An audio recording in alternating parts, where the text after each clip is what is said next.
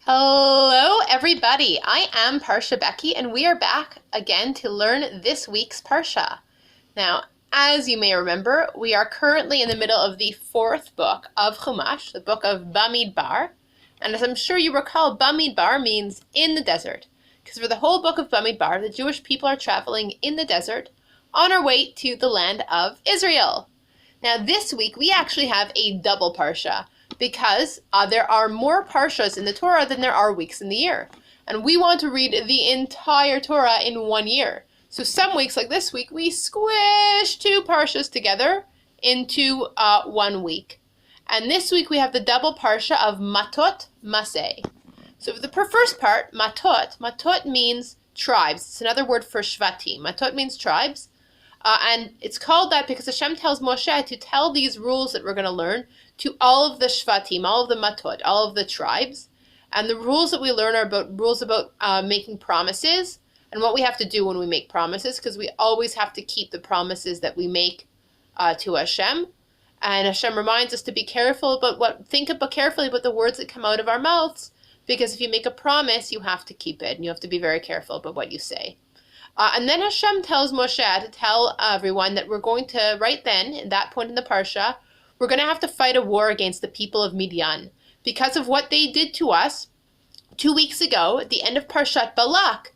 If you remember learning Parshat Balak, the people of Midian tricked a lot of the Jewish people into praying to their idols. And we know that's a big deal, because are we ever allowed to pray to idols? No, we only pray to Hashem. So Hashem says now we're going to have to fight against the people of Midian to make sure that they never try something like that again. So we have the fight, and we win the fight against Midian. And Hashem at that point tells us anything that we're keeping from the fight that we won in the war, we have to wash it off carefully, both to make sure it's clean, obviously, and if it's something that food goes on, to make it kosher. And also, even when it looks clean and it's we also have to wash it off, to wash off all the idol worship that it was associated with, to wash off any connection to being used for praying to idols, so we can start fresh with it, clean, to use it as people who only prayed to Hashem. Now at this point in the Parsha, we have 2 Shvatim, the tribes of Reuven and Gad, who have a question for Moshe. And they come to Moshe, and they remind Moshe how the land where the Jewish people are right now in the Parsha, we're not in Israel yet, but this land belongs to us, because we won it a few weeks ago at the end of Parshat Chukat, and some wars that we had to fight, because first Sichon started a fight with us, and then Og started a fight with us, and we won those fights, so we ended up with their land.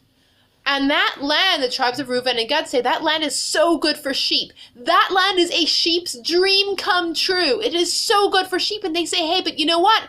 You know who has a lot of sheep? We have a ton of sheep. We have more sheep than any other tribe. So what we would like, we know Hashem said that everyone's going to get their own piece of land in Israel when we go into Israel. But what we want, instead of our own piece of land in Israel, we want this land, because it's really good for our sheep. And Moshe gets so mad. He says, you are a bunch of really, really bad people. How dare you? What you were trying to do was so terrible. You're trying again to trick the Jewish people into not going to Israel. This already happened with the spies. This already happened with Korach. And now you're ruining things all over again after we were wandering in the desert for 40 years. How dare you? And the guys from Reuven and Gad, they say, no, Moshe, you got it all wrong. We're not trying to convince anyone to not go into Israel. No, Israel's wonderful. In fact, we will help everyone else go into Israel. We're going to be the first ones in line to fight anyone who wants to stop them from getting their pieces of land in Israel. We're going to be the first ones. We won't come back home to this land over here until we have made sure that everyone else gets all their pieces of land in Israel, and only then we'll go home to here. We are not trying to stop anyone from going to Israel. We just really want our animals to get to use this land because it's really good for our sheep. But no, we will help everyone else get into Israel. And Moshe says, okay, if that's what you mean, and if you promise that you will do your job of helping everyone else get their land in Israel before you come back here, then you can have this land. They said, yes, we promise, and we will say this to Yehoshua too, because we know he's going to be the leader who will take us into Israel. And they say to Yehoshua, we promise we will be the first ones in line to fight anyone who wants to stop the Jewish people from getting their pieces of land in Israel. And we're not going to come home here to our land until we've made sure that everyone else has their land in Israel. And they make the promise, and Moshe gives that land on this outside of the Yarden River, outside of Israel. He gives this land to the tribes of Reuben and Gad, who brought up the question, and he also gives it to half of the tribe of Menashe, because that half also has a lot of sheep, and they also want that part of the land. It's good for them too. And at that point, we reach the end of Parshat Matot, and we're continuing in Parshat Masei. Now, Masei means travels. And this part of the Parsha, Masei, is called that. It's called Masei, travels, because it starts off with a summary of all the travels the Jewish people did in the desert from when we left Egypt throughout the whole 40 years of wandering around until we get to the point where we are now at almost there on our way to Israel, just across the Yarden River from Israel. And we also get a reminder. Hashem says to Moshe some reminders about the rules for how the land in Israel is going to be divided up. Remember in the first part of the Parsha Matot, we learned about Reuben and Gad's exception, and half of Menashe, they're going to get land here on the outside of Israel. And now Hashem's giving rules for how we're going to divide up all the land of the inside of Israel to the other 9.5 tribes. 9.5 Shvatim, and Hashem says in Yehoshua, Moshe's assistant, who's going to be the next leader, and Elazar, the Kohen Gadol, they're going to be the bosses. They're going to be in charge of making sure, dividing up the land and making sure everyone gets the right piece of land. And the leaders of each of the Shvatim are going to be their helpers for that. And Hashem also tells Moshe how they're going to set up the special cities for the Leviim to live. Because remember, Shevet Levi doesn't get their own land. They're not going to get land to work on, but because instead they get to work for Hashem, they work in the Mishkan, they'll get to work in the Beit HaMikdash when we have one, but they have to live somewhere. So Hashem sets up which cities Shevet Levi is going to get to live in. And then Hashem tells them they're going to set up another set of cities, 6 cities called Arei Miklat, or in English, cities of refuge. And the purpose of these cities is very interesting. Now, I know we love our what-if questions, and the whole purpose of these cities is based on a what-if question, because we know that if somebody kills somebody else, that's a very serious crime, and they get punished for it. That is a terrible choice to make. But what if somebody causes someone else to die, but it's an accident and they weren't trying to kill them and they really didn't mean it and it was totally an accident? Should they get the same punishment as somebody who killed someone on purpose? No way! So Hashem sets up these Arei Miklat, these cities of refuge, for somebody who accidentally causes someone else's death. If it's an accident, then instead of getting punished for killing someone, they run away to one of these cities of refuge, and they're not allowed to go home. They have to live in this city of refuge, in this Ir Miklat. They have to live there until there's a new Kohen Gadol.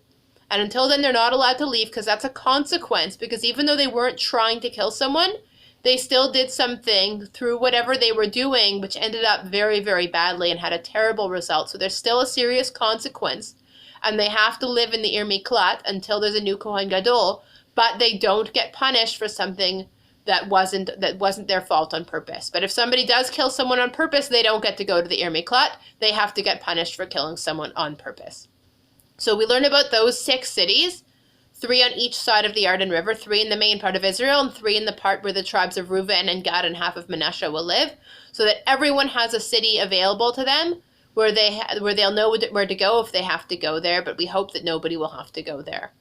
And at the end of the Parsha, we have one more very interesting story that connects back to last week's Parsha.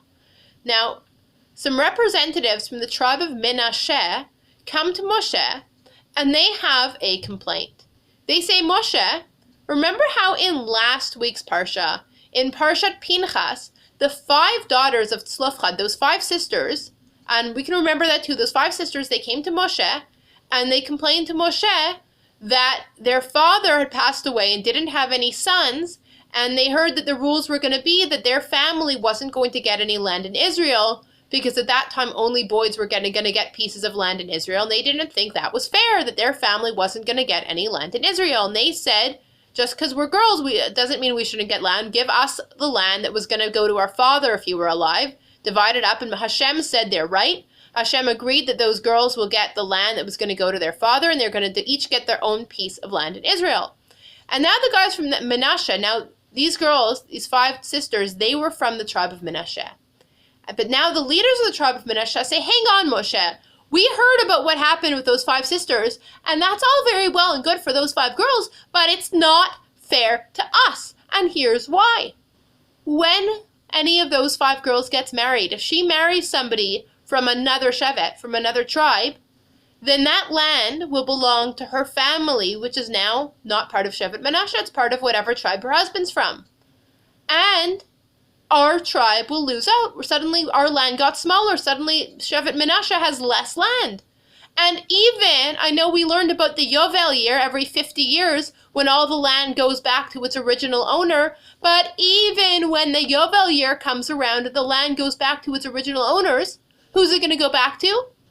Those girls and their husbands' families. And that's not Shevet Manasseh. So even in the Yovel year, our tribe isn't going to get its land back. We're just going to keep on losing out of our land. Our tribe is going to shrink in terms of its land, and that's not fair. And Moshe says, and Hashem says, Moshe, they're right. And Moshe says, but I thought you said that those 5 sisters, the daughters of Tzofcha, were right. And Hashem says, they're right too.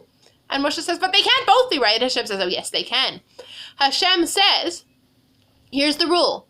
We decided last week, we announced last week that girls can get land in their own piece of land in Israel if they don't have any brothers. But Hashem says we're going to add one more addition to that rule. A girl who inherits land has to marry somebody from her own shevet, from her father's shevet, so that when she gets married, the land will stay inside that shevet, will stay with that tribe's land.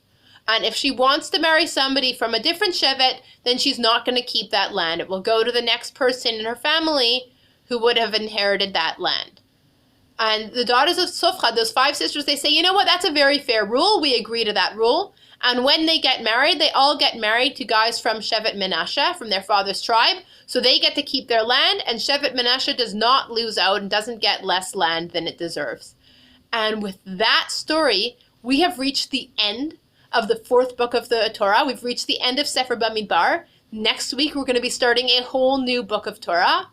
And there's something that we say, which I'm sure you've heard before, something that we say when we reach the end of a book of Torah. I'm going to say it, and we're going to say it together. We say chazak, chazak, v'nitchazek. Let's say it slowly together. Say it with me. Chazak, chazak, v'nitchazek, which means strong, strong. We will make ourselves stronger. Because learning Torah makes us stronger. We've gotten so strong from learning this book of Torah. We've now learned 4 books of Torah this year, and we're going to make ourselves even stronger by learning even more Torah starting next week with Sefer Devarim. Shabbat Shalom.